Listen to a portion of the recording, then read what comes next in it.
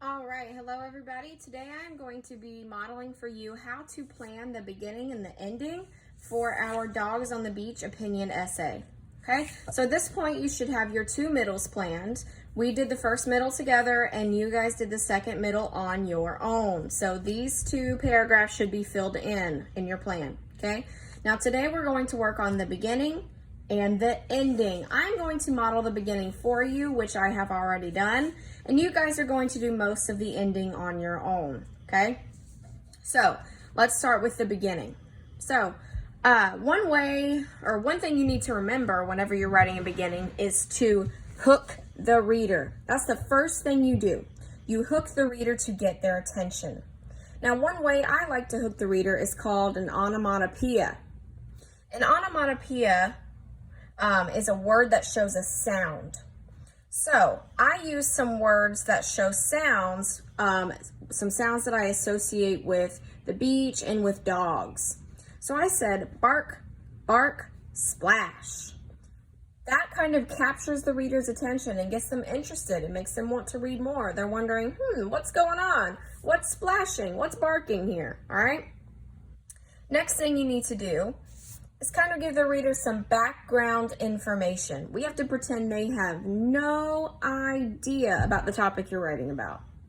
So I'm going to tell them about how dogs on the beach is sometimes a debate, okay? A debate is kind of like an argument. Some people feel one way, other people feel another, okay? So we had to choose a side on this. So I'm going to say dogs on the beach is a debate. I would obviously tell the reader more about that, but this is just, some ideas, some bullet points we're adding in. Next most important thing in the beginning, state your opinion. This is an opinion essay. The reader needs to know your opinion. So, in my opinion, dogs should not be allowed on the beach. I need to see those words somewhere in your beginning. It is not an opinion essay if I do not know your opinion, okay? And the last thing you need to do in the beginning is give the reader a preview of your two middles.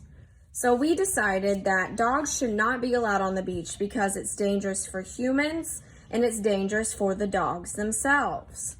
So I give the reader a little preview of that, but I don't tell them all of my good text evidence and original thought until I start writing my middles. The beginning only gives a preview, okay? And that is it for the beginning, my friends. A hook. This is called a hook. Okay? Some background information, your opinion, and a preview of your two middles, okay? Now, the ending is pretty similar. The ending just wraps it up and leaves the reader with something to think about.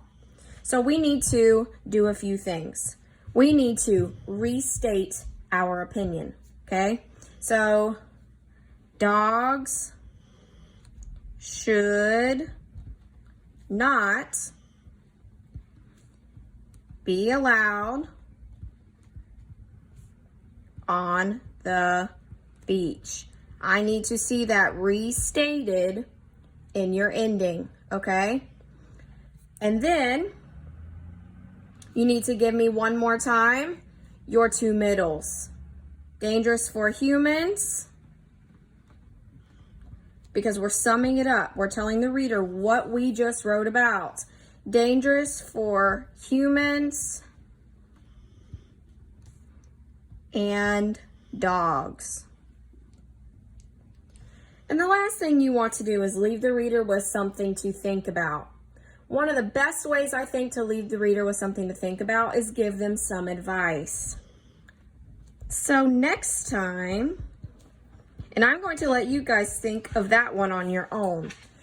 Make sure it has to connect to dogs being allowed on the beach. So next time, I want all of you guys to think of that on your own and add it into your ending. So your beginning and your ending is pretty similar. Both pretty much do the same thing. The beginning just introduces the reader to the topic and gives a preview, and then your ending sums it up, wraps it up, and leaves the reader with something to think about. So your task is to add in your "so next time" for your ending, And make sure you have down your beginning and ending, all of these details filled into your plan. Remember, your second middle was planned on your own. And then tomorrow we're going to start writing. Okay? So that is it for today, my friends. Happy writing.